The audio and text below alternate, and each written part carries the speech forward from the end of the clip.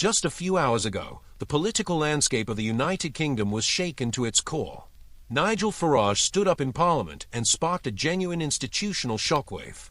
Under the watchful eye of the entire nation, he confronted Keir Starmer directly and voiced what millions of Britons have been demanding for months: an immediate general election. The chamber froze. No one dared to interrupt.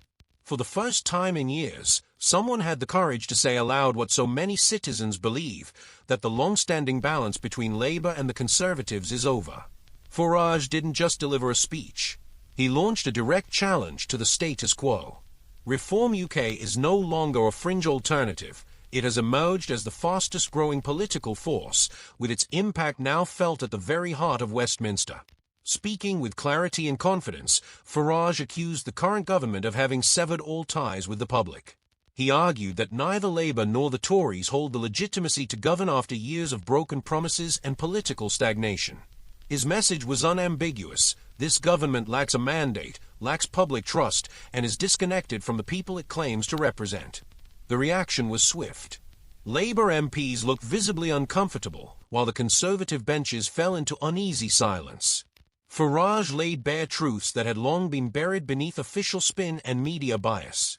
He said what much of the mainstream press refuses to acknowledge: that British democracy is broken, and the traditional parties can no longer be trusted to fix it. The numbers back him up. Reform UK is now leading major opinion polls with 30% support, overtaking both Labour and the Conservatives, who have slumped to historic lows. For the first time in modern memory, a party outside the traditional establishment is setting the tone of national debate. The moment in Parliament left Starmer without a response. His stiff demeanour and lack of convincing arguments portrayed him as a leader out of touch, more concerned with projecting stability than addressing the genuine concerns of the nation. Meanwhile, Farage exposed the Labour Party as one that has replaced leadership with submission to outside interests. Farage's intervention was more than just parliamentary theatre. It was a forceful denunciation. Not only did he call for an election, he also highlighted decisions that he described as acts of capitulation, such as the transfer of the Chagos Islands, made without public debate or consultation. In Farage's view, Starmer has turned his back on the British people, prioritising foreign relationships over national sovereignty.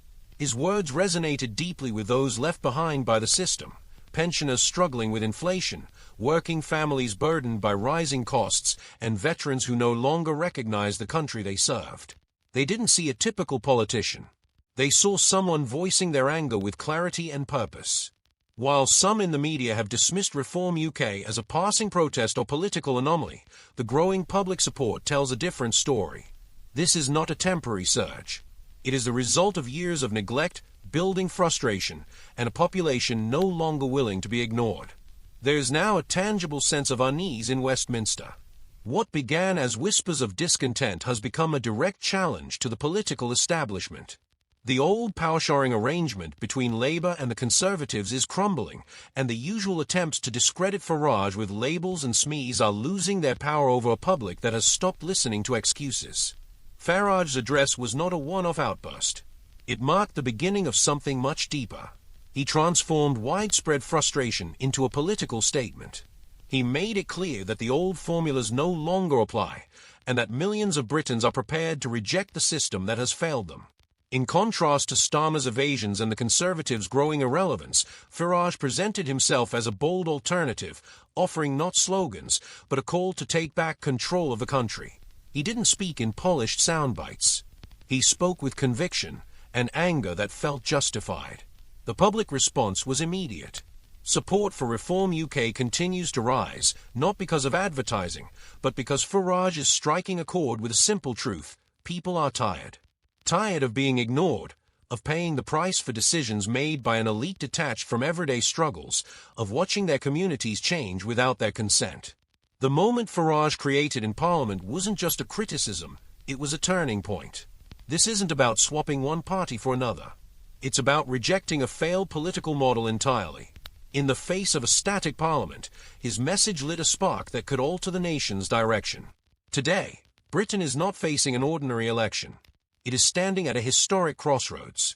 What began as a whisper on the margins has now become the roar of a country demanding to reclaim what it feels has been taken away. And now, We want to hear from you. Do you believe this is the change Britain truly needs?